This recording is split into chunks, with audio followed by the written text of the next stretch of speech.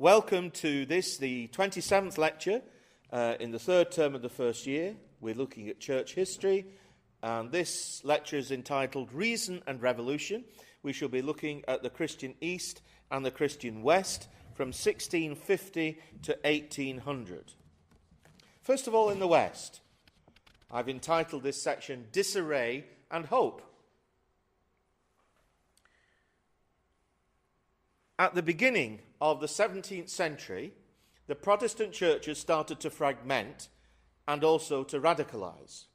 The political fallout from the rise of Puritanism in England first severely challenged and then disrupted the ancient synergy of monarchy and church for the first time. Some of these dissenting Calvinists, mostly, and later more radical Quakers and Anabaptist elements, found in the American colonies a space where their religious lives could be practiced largely untroubled by a distant and persecuting motherland. And so the great American Protestant experiment was begun, not only in religion, but also and correspondingly in economics and politics. Weber, of course, drawing our attention to the connection between Calvinism and the rise of capitalism.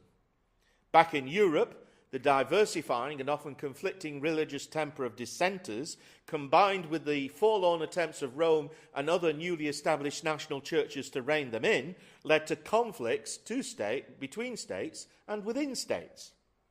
The resulting stalemates and the impatient weariness of those who long for more stability and less passion and bloodshed, in the name of Christ, of course, pushed the European powers into a settlement that ended a bloody 30-year religious war in 1648. This 30-year war started off on the basis of Catholic-Protestant regional conflicts, but soon transformed itself into standoffs between ancient rival royal houses. The settlement, the Treaty of Westphalia, put an end to the wars of religion, the 30-Year War, as an ongoing feature of the political scene in Europe, and established the very important principle that states were not entitled to interfere in the affairs of other states, respecting the sovereign freedom of those states in the normal course of human business. It didn't kind of define when it might be appropriate to intervene, but certainly not on account of religion. Now, from this period, nations largely ceased to interfere in such matters, regarding them as strictly internal concerns for each state to resolve. Pope Innocent X protested against this settlement, but it is a mark of the change in mood of this era that his objection was largely ignored. Now, we mustn't assume that Pope Innocent X was a warmonger, but he saw in the refusal of Europe to determine matters of religion as matters of principle and consign them to the freedom of states to arbitrate. He saw this as a threat to the hegemony and authority of the papacy in the West, and of course he was correct. Louis XIV fought a rearguard action against heresy in France, but the fires of religious persecution had died down by the second half of the 17th century, even if the social, educational and political disadvantages of marginal religious groups endured into the 19th century. Remember that it wasn't until the 1830s that Catholics were granted full emancipation here in England.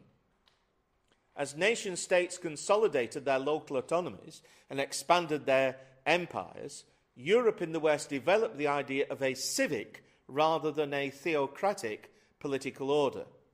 The economic theories of Adam Smith, lubricating, of course, the Industrial Revolution, the pioneering science of Newton, the rationalist epistemology of Locke, all these and more decides in both politics and philosophy ushered in the so-called Age of Reason or Enlightenment. And there we have on the slide Smith, Descartes, the philosopher, mathematician and scientist, and John Locke. Theology in the West morphed to suit the temper of this new era. In continental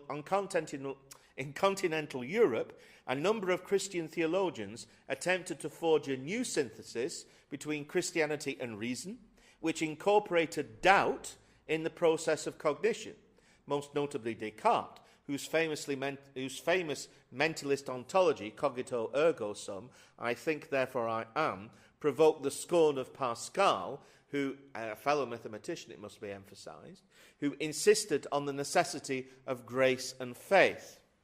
Similar reactions emerged in the Catholic fringe, where Jansenists and Quietists taught a more or less passive fideism, that is, a belief that faith, above all and only faith, is important for the Christian life. But this movement, namely Jansenism, was condemned by the Roman Church as a crypto form of Calvinism, and indeed as an abnegation of Christian responsibility.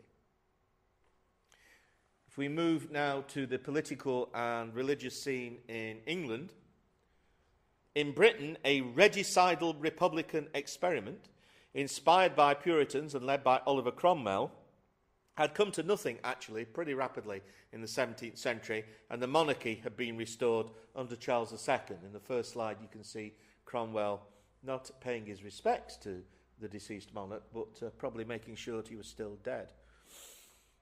My little joke. Unfortunately for the Protestant establishment, the Jacobite line, the Stuart line, was to produce a Roman Catholic monarch, shock horror, in the person of James II.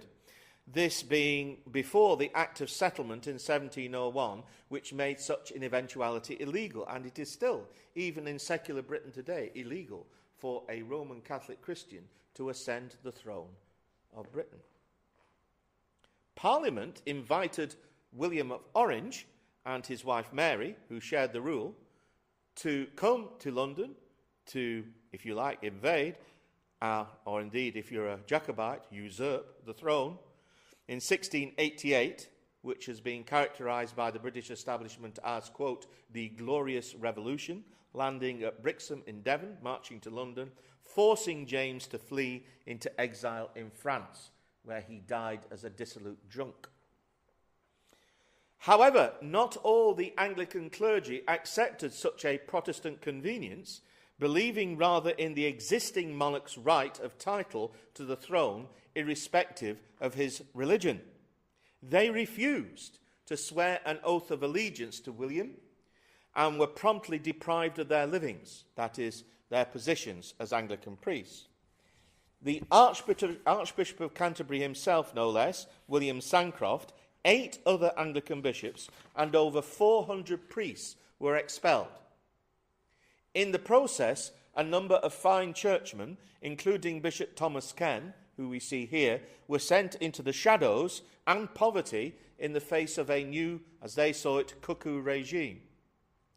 The exit of these non-jurors from the Anglican Church, because non-juror means, of course, refusing to swear oath to the usurping monarch, William, presented a challenge to the Orthodox churches, because these non-jurors very soon attempted to make contact with the Orthodox and establish, as they saw it, intercommunion, based on a collective unity model.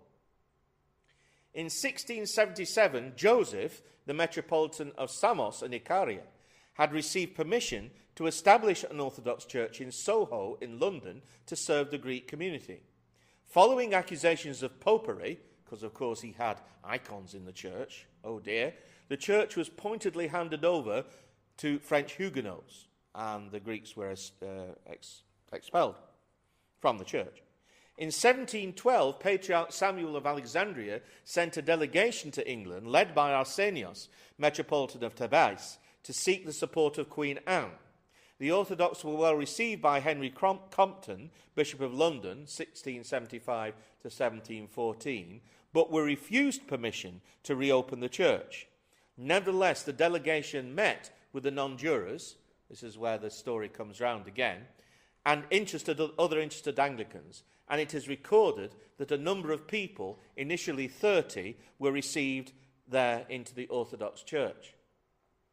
The non-jurors had previously sought contact with the Orthodox and now entered into these new negotiations with the delegation from Alexandria. They wanted, however, to establish intercommunion with the Eastern Orthodox and to link up with the Patriarchate of Jerusalem. Intercommunion would have meant, of course, they kept their congregations, their priests, and so on and so forth, and brokered, negotiated a settlement with the Orthodox Church such as they could come into communion, but not to be individually chrismated. Well, I think that is the case. I will probably need to do more research to establish that. And really, very little objective research has been done on this issue and probably needs to be done. We know, however, that letters were exchanged between the Eastern Orthodox Patriarchates and the non-jurors between 1716 and 1725. During this correspondence, a number of misunderstandings arose.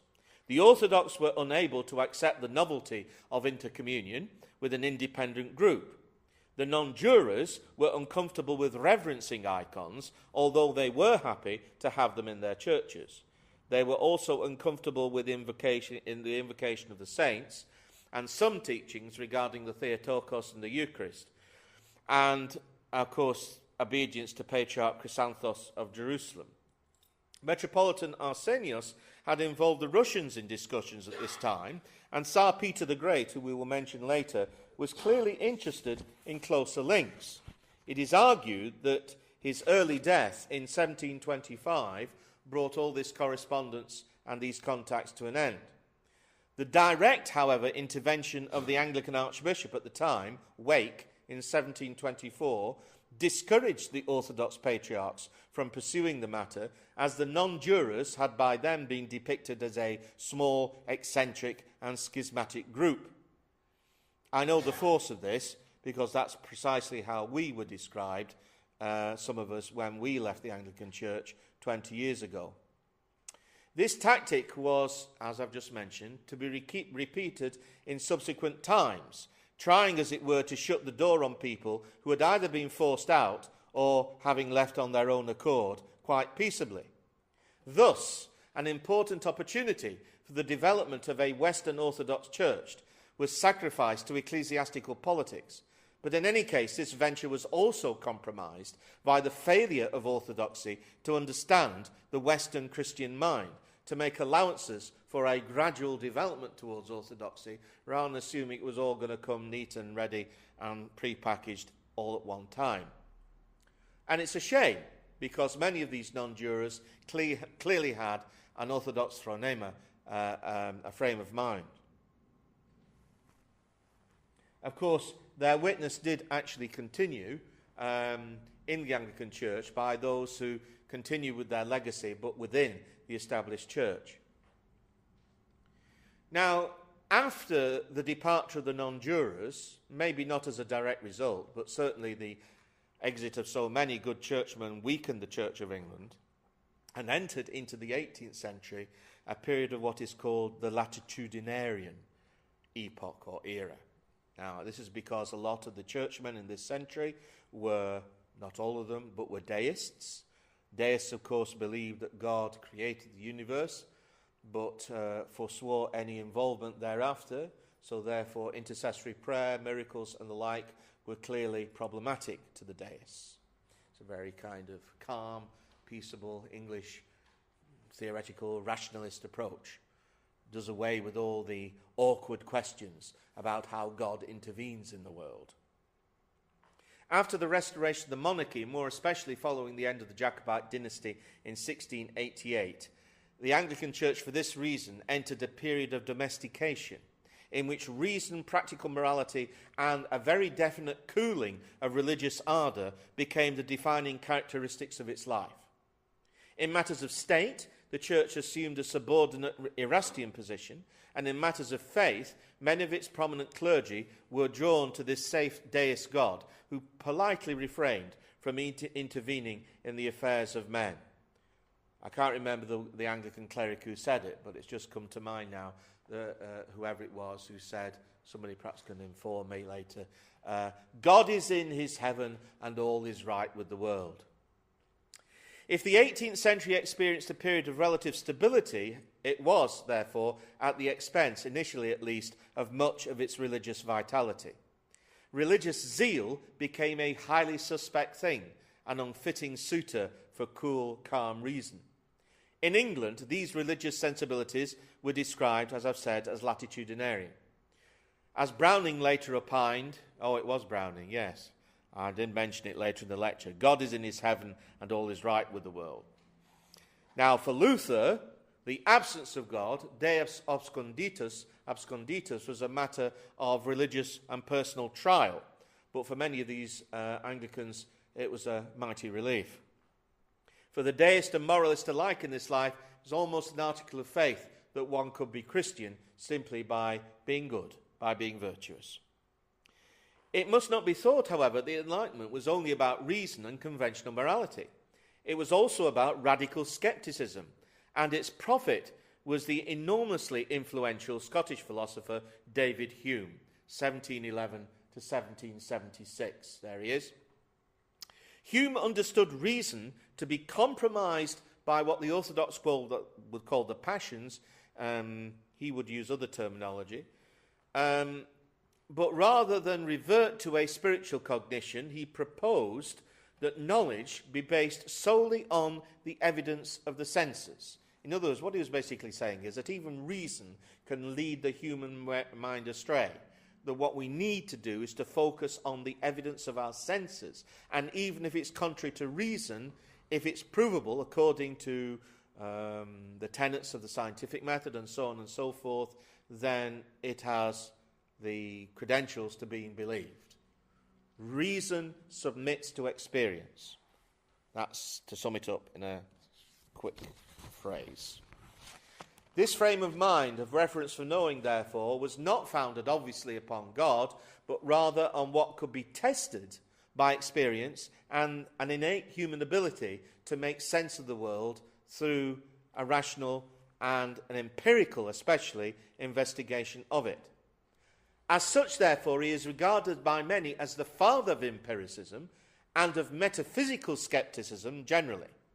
Philosophy after this point in the English-speaking world becomes practical, concerned with morality, not concerned with abstract theorizing, only concerned to be a handmaid of science, if at all.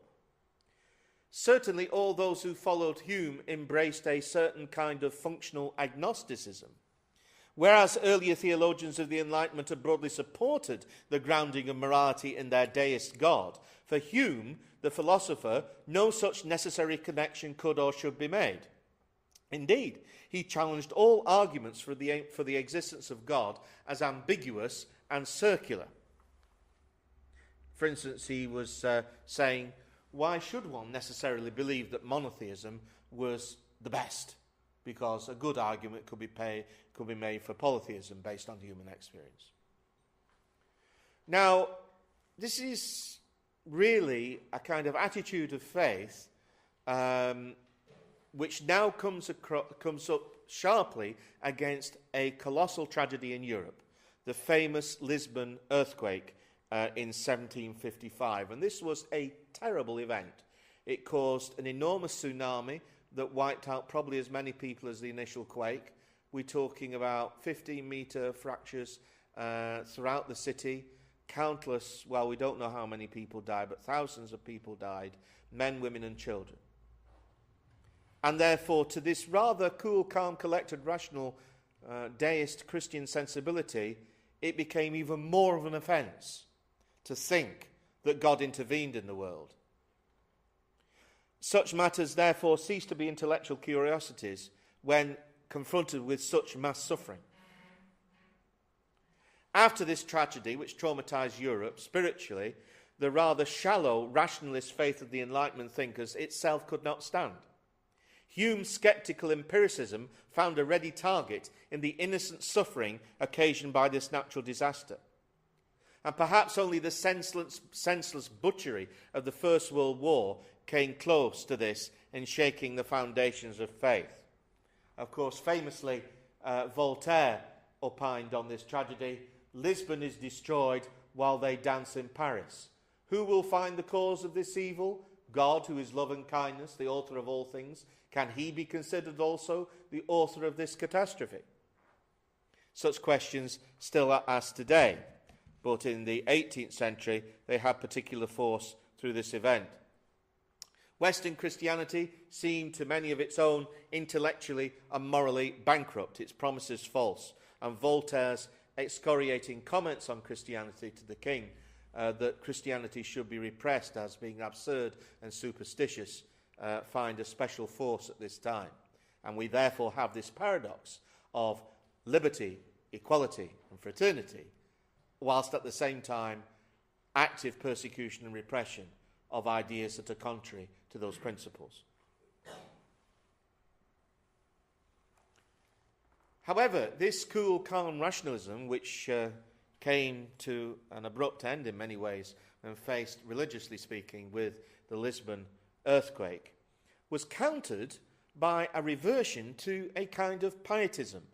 An emphasis now on not what the mind could work out about the world and what could be reasonable concerning belief in God, but an emphasis on experience. And of course, in a sense, these are also people like the Methodists and the German Pietists who are following the tradition of Hume. They're saying, no, let's not talk about God as a rational construct that we can argue about in the salons. Let's actually experience him. Let's look to the evidence of our senses. And therefore, this reaction, when it came both in continental Europe and Britain, refashioned Western Christianity after the heart rather than the mind. That was the whole goal of the pietistic movement.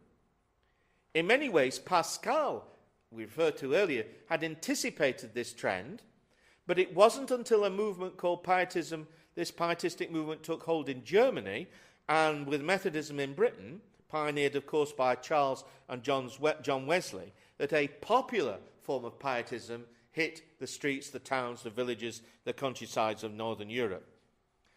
This heartfelt Christianity rejected classical formalisms, proofs for the existence of God, scholastic approaches, both skeptical and believing. This was a sort of empiricism of the religious kind.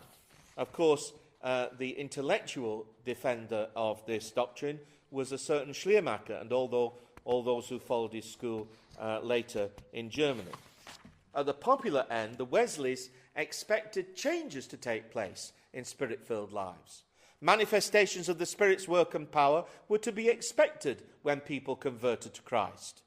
And of course, Wesley recounted how his own heart had felt strangely warmed as the sense of a sermon in relation to Romans that he had received had touched his heart. Now, of course, this offended the latitudinarian sympathies of the Anglican episcopal hierarchy. And, of course, the famous comment by the Anglican Bishop Butler were fairly typical of its period. Butler is said to have remonstrated with John Wesley thus, and I quote, "Sir, the pretending to extraordinary revelations and gifts of the Holy Ghost is a horrid thing, a very horrid thing." Now, it's interesting, of course, he doesn't actually propose an argument. He just says, in typically English fashion perhaps, it's horrid. David Hume would have still remained sceptical in the face of this, but for the thousands of the urban poor who responded to the presentation of the gospel in this way, pietism, holiness, and the immediacy of God in human experience and life could not easily be contested by these remote Anglican clerics. Hence, although the Wesleys did not intend to leave the Church of England, eventually their own spiritual journey led them out, although Charles, of course, died as an Anglican priest and indeed was buried in Anglican vestments. Now, of course, the Wesleys were well schooled actually also in the Fathers, and it will probably be surprising to us that they loved the Macarian homilies, because the heartfelt disposition of a believer toward God is a consistent theme of these homilies. When John Wesley had his little problem with the Anglican Church's reluctance to fund and equip missions in America, doubtless because of his own religious position, it has been claimed that it was to Orthodox bishops, and one in particular, that he turned. Now, this obviously means that these early Methodists found in the Orthodox some sort of resonance, some sort of welcome to a spirituality which was founded upon the experience of God rather than the scholastic approach founded on the cool exercise of reason. I don't know. That's my theory anyway. There are unsubstantiated claims that he was, in fact, John that is, ordained even to the episcopate for the purpose of his mission, and secretly by a certain Greek bishop, Erasmus of Arcadia. Now, it had to be secretly, because of the Praemunire Act. It was illegal at the time to accept episcopal orders from a Christian body whose jurisdiction was considered to be alien and foreign to this realm, according to the precepts of the established church. Illegal. So if this did happen, it would have had to have happened in secret. Now, of course, the canons of the church provide that there should be other bishops present, 2 other bishops present at any ordination. We don't even know whether John Wesley was chrismated. So it's not possible for these claims to be verified.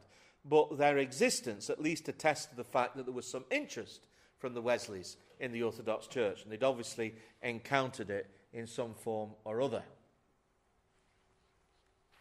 Let's turn now to the German pietists.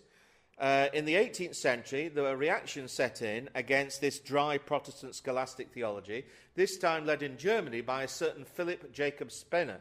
The pietist movement there was to restore much of the transformative personal dimension of Christianity, which had been lost in and through this highly academic theology. In 1694 in Berlin, he founded the University of Halle, which at its height had 1,200 students passing through its theology faculty every year. Pietism generated a new missionary movement in South India and America. In its later phase, its most outstanding practitioner and teacher was a certain Count von Zinzendorf.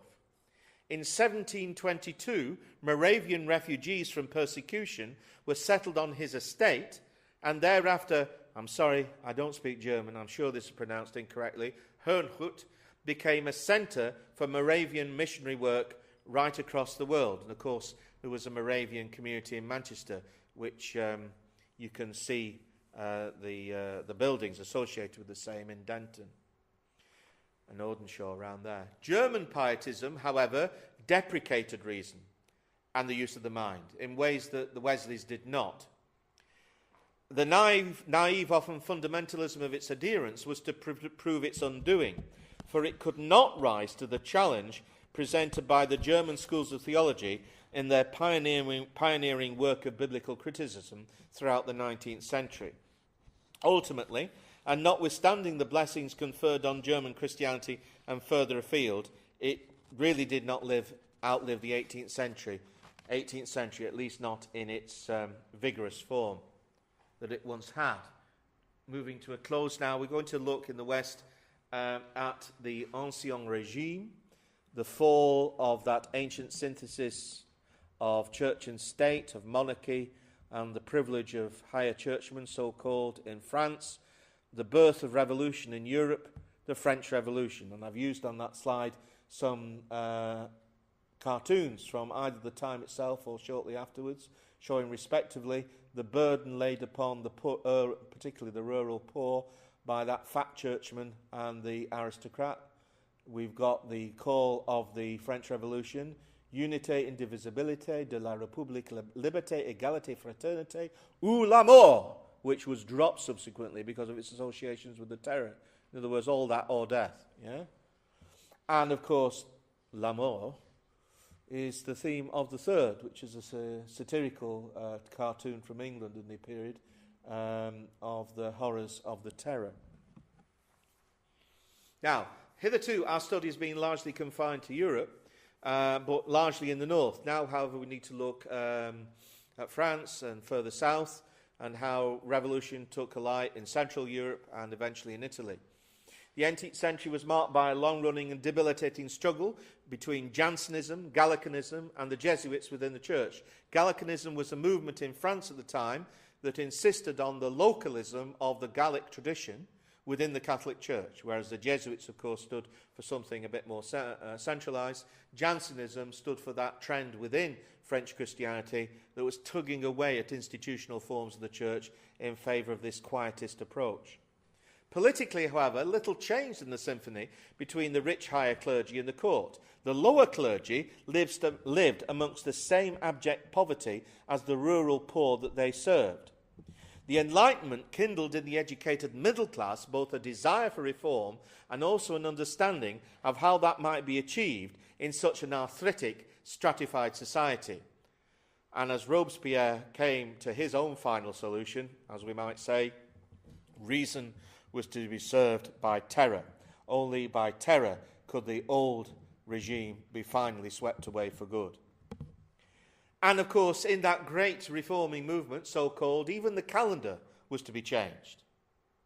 All Christian references were to be removed from the public realm, and so therefore ideas about how the different calendric months should be renamed and the days of the week and the weeks, so that all reference to Christianity could be removed.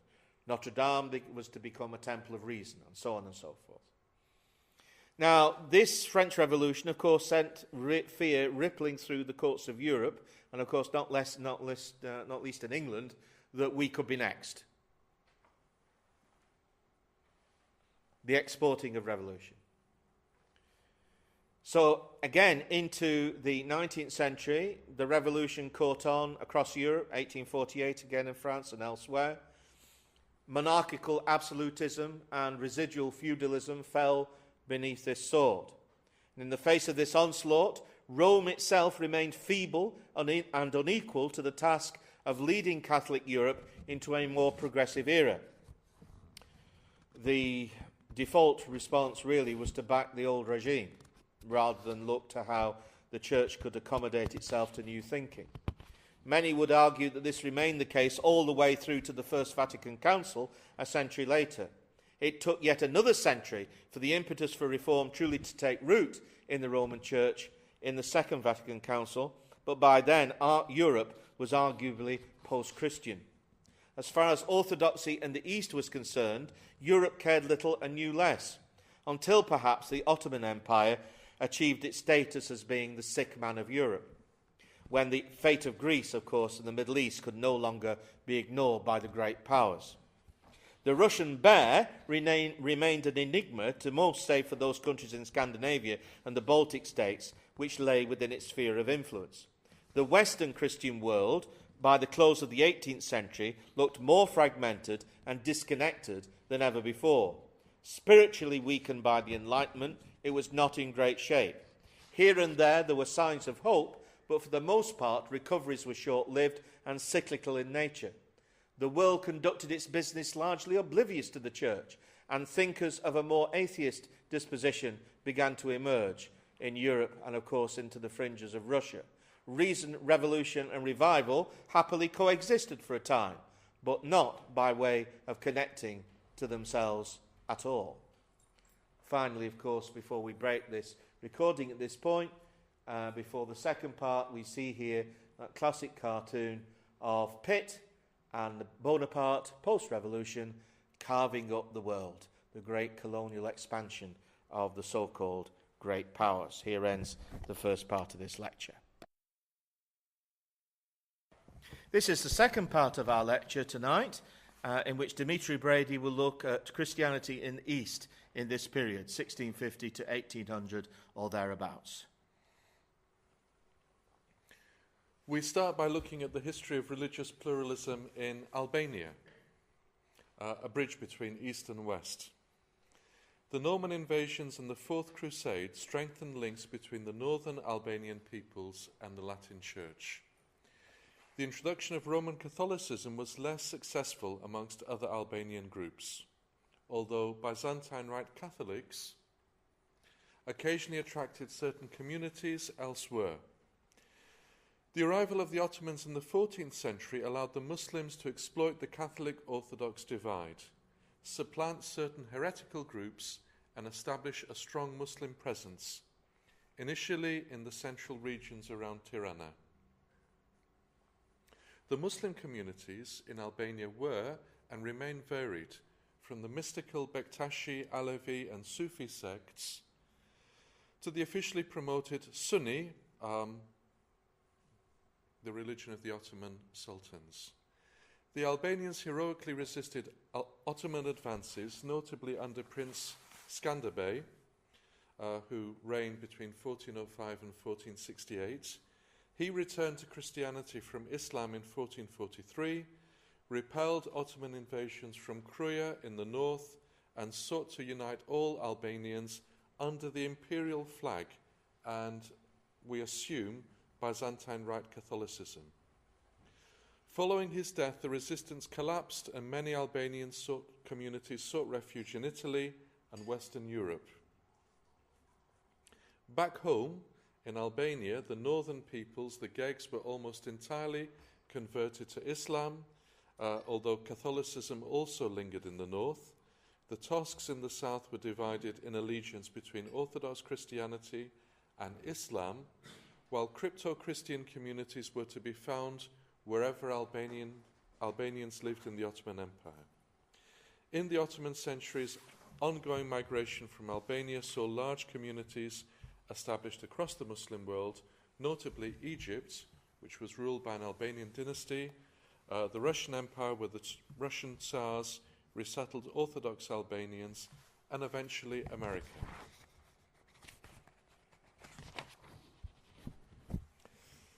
Turning to the Old Believers. In 1666, all liturgical books used in the Russian Orthodox churches were revised quite radically on orders of the reforming Patriarch Nikon, 1605 to 1681. The intention was to restore ancient traditions and conform to the uses and practices of the Orthodox Christians of the Ottoman Empire, with whom the Russians were at that time establishing closer links, championing or hoping to liberate and also resettling within the Russian Empire. Notably, this move was discouraged by the Ecumenical Patriarchate, and what actually happened was that the reformers imported contemporary Venice-licensed texts that didn't always match what was the practice in Constantinople. Unsurprisingly, traditionalists repudiated the Greeks as tainted by the Council of Florence, the reunifying Council of 1439-45, and declared the reformed services to be implicitly heretical. Patriarch Nikon was initially prepared to tolerate the old rite and accommodate the traditionalist movement, but reacted when his position was threatened by fierce opposition. Traditionalist Orthodox Christians who rejected or denounced the reforms were excommunicated in 1667 and persecuted as schismatics from then onward. Called Old Believers or Old Ritualists, the traditionalists left the patriarchal church in droves. The saintly archpriest Avakum Petrov, 1621 to 1682, emerged as the most articulate and outspoken Old Believer. He was persecuted, exiled, and burnt. Thousands of Old Believers were killed or perished attempting to find safety in Siberia or beyond the Russian Empire. Communities immolated themselves when they were unable to escape the authorities. The most respected monastics of the time defected to the old belief. The extraordinary autobiography of Archpriest Avakum inspired converts from every level of society. Scattered by the brutal and sustained persecution of the patriarchists, the Old Believers were unable to establish a cohesive movement.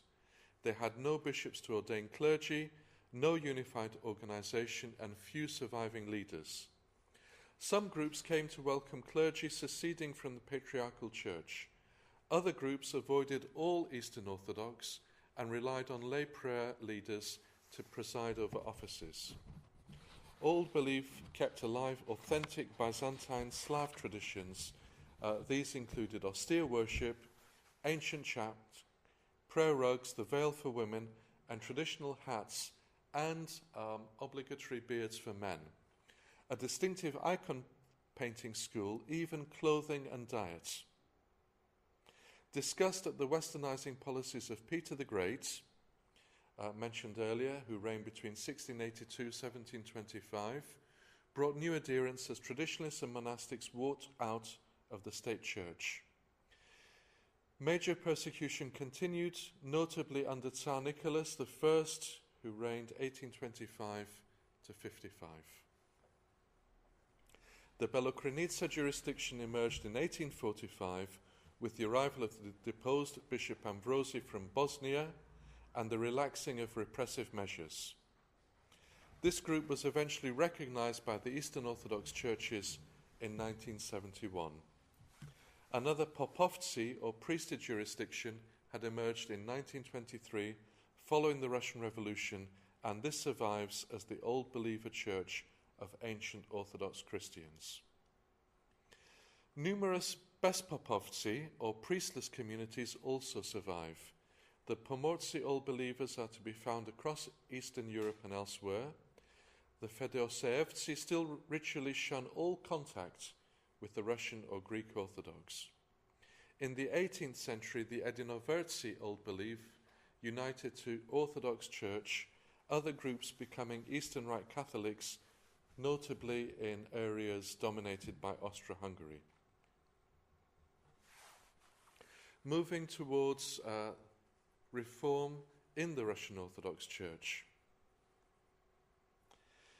Patriarch Philaret of Moscow, 1554 to 1634, had been imprisoned and tortured by the Poles for being opposed to Uniatism and indeed all Western influence. He had adopted the title Great Lord to stress the position of the Patriarchate as guardian of spiritual and cultural values and to imply the preeminence of the Church in the Church-State symphony, thus virtually repudiating the Byzantine model of symphony or synergy. The reforming Patriarch Nichon was opposed by the Tsar, deposed in 1659 and disgraced in 1666. This, alongside the Old Believers voting with their feet, weakened the Church and compromised the role of the Patriarchate. When Patriarch Adrian died in 1700, the office was consciously allowed to lapse. Tsar Peter the Great hoped to westernize Russia and was impressed by the Protestant denominations. Clearly, he was sympathetic to the Lutherans. He worked closely with Russian church leaders who favored a Protestant model, at least where church governance and discipline were concerned. These included the intellectual bishop Stefan Yavorsky, who died in 1722, and Theophan Prokopovich, who died in 1736. The latter inspired the ecclesiastical regulations promulgated in 1720 that claimed to return to the ancient conciliar tradition of the East. In fact, these and related rulings subjugated the Church to the state and remain unchanged to 1917. Peter the Great appointed an Oberprokurator to preside over the synod of the Church and to represent the Tsar and issue all Tsarist directives. Unsurprisingly, the first was a German Lutheran, Leibniz. He died in 1716. The Church became simply a department of state. Virtually overnight, beards and traditional clothing were banned to drive this home visually. This policy was continued by all the Tsars from Peter the Great onwards throughout the period of Russian imperial expansion and economic growth. In 1762 to 64, soon after Catherine the Great's accession, all remaining church assets were stripped. The Church lost privileges, lands, 2 million serfs, and most monasteries were closed. Metropolitan St. Arseny Matseyevich of Rostov, 1696 to 1776, was persecuted and imprisoned for speaking out against the war against orthodoxy. Alongside this, we have the Ukrainian reform. The intellectual Bishop Peter Mogila, 1596 to 1647, was of noble Romanian extraction. He sought to strengthen the witness of the Orthodox Church and counter the growth of the Uniate movement by promoting education amongst the Orthodox clergy, monastics and laity. He redeployed Roman Catholic theological language and concepts to defend orthodoxy against Protestants and Roman Catholics alike. This is apparent in his Orthodox Confession of 1640, largely composed against the Confession of Faith of the pro-Calvinist, allegedly, Patriarch Kirill Lucaris of Constantinople, issued in 1633. This was well received in the Ukraine, and Peter Mogila was elected Metropolitan of Kiev in the same year that his Orthodox confession was issued. In 1642, the Orthodox Synod of Jassy in Moldavia roundly condemned Kirill Lucaris and approved an amended version of Peter Mogila's manifesto. This policy successfully turned the tide against unitism in the Ukraine, but paradoxically increased Western influence in the Orthodox North. This became entrenched following closer links with Russia, 1685 to 1687, when Kiev was separated from Constantinople and linked to Russia in 1686, large numbers of Ukrainian clergy, usually highly educated, dominated the Russian Orthodox Church. Western-style theological academies had been established in Kiev in 1627 in the Kiev Caves, in 1685 the Helleno-Slav Academy, and in 1701 the Kiev Seminary. They outshone other Orthodox centers of learning in Imperial Russia for many decades.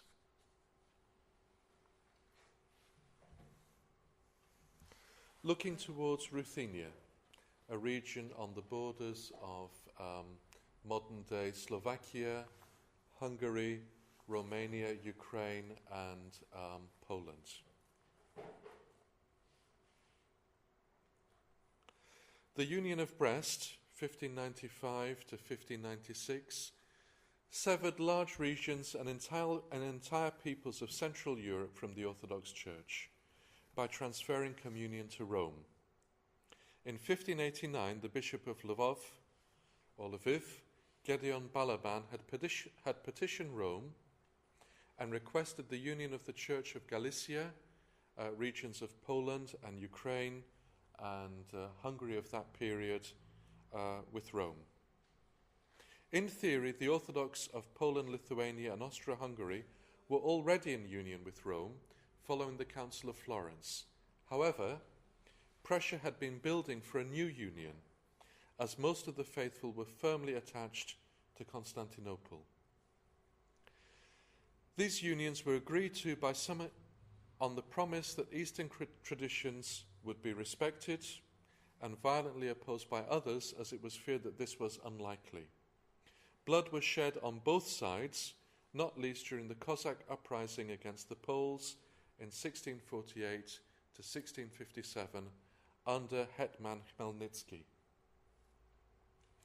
Adherence to unitism was solid in some areas, like Galicia, while wavering in others, like Ruthenia, and was rejected east of Kiev. In Ruthenia, intellectuals opposed the union long after Brest, notably Mikhail Orosigovsky Andrela, who died in 1710. The last Orthodox bishop of Ruthenia was blinded and martyred in 1734. This was Saint Dositheus. Moving south to Antioch and Schism. The Eastern Orthodox Patriarchate of Antioch normally maintained friendly relations with the Church of Rome. It is documented that many Antiochian hierarchs and clergy were often in communion with Rome. This was not as strange as it sounds and occurred elsewhere. For instance, in the Greek islands, Smyrna, and even Constantinople. In 1724, the popular and openly pro-Roman Seraphim Tanas was elected Patriarch Cyril VI of Antioch. The Orthodox party appealed to Constantinople, and an Athonite monk, Sylvester, was installed by the Greeks. This resulted in the so-called Melkite Schism that divided and weakened the Eastern Orthodox of the Near East. Initially, all the Eastern Orthodox of the Arab-speaking countries had been called Melkites, but from 1724, this title is only used for the Uniate Patriarchate of Antioch, the Christians in communion with Rome. The schism added an extra patriarch to the four patriarchates, claiming to represent the ancient Church of Antioch. Originally the larger group, following much trouble and bloodshed, Uniatism in the Near East lost much ground, both to what we might call straight Roman Catholicism and Protestant missions. Athonite monks and later Russian missionaries labored to rally the Orthodox Christians of Antioch and further afield.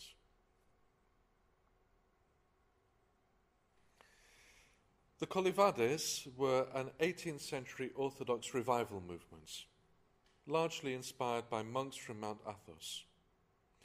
Followers derived the name from an insistence that memorial services at which Koliva was blessed should be always held on Saturdays and not on Sundays.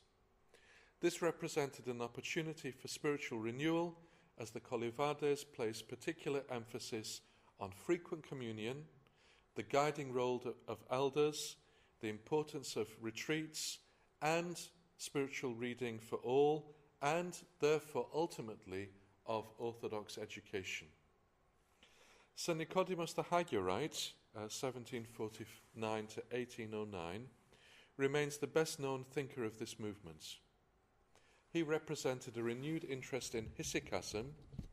He promoted the veneration of the new martyrs, published the largely forgotten works of Simeon the New Theologian and Gregory Palamas, introduced the Orthodox to Western spiritual writers like Lorenzo Scupoli, and edited the Rudder and Modern Miner. Following the example of the Ukrainian St. Paisi Velikovsky, he worked with St. Macarius Naturas of Corinth, 1731 to 1805, to compile the Greek Philokalia. St. Paisi Velikovsky had earlier compiled an Old Slav Philokalia in 1793 and seems to have been associated with the Kolivades. The Kolivades were very critical of the westernized Greek state established in the 1830s, its secular institution, and the subjugation of the church to German state officials. Both Cosmas Flamiatos, 1786 to 1852, and Christopher Papoulakos, who died in 1861, died in Greek prisons following bitter persecutions and fatal beatings. In many ways, the Kolivades prefigure the old calendarist movement of the 1920s in the Balkans and beyond, and also echo the resistance of the old belief in Russia. On a more positive note, we turn to Orthodox mission. Even though facing bitter divisions and persecution, and sometimes directly as a result of this, the Orthodox Church has continued in this period to focus on mission. In the Ottoman Empire, this was normally internal mission, encouraging and educating the Orthodox faithful, helping crypto-Christians return to open practice, and arranging for other converts to move to Russia, like St. Nicholas the Turk. In Russia, the state authorities were ambivalent about mission, often fearing conflict, for instance in the Baltic countries or in Finland. Nevertheless, missions were sponsored in non-Russian territories linked to the empire by conquest or trade, the near abroad, and to non-Christian peoples on the fringes of Russia. The missions to Alaska from 1794, to Japan from 1861, and the work of the Russian Palestine Society were most notable. With Orthodoxy's development globally into the modern era, in the next lecture we will be looking at the challenge of modernity in both East and West in the 19th century. Thank you, Dimitri.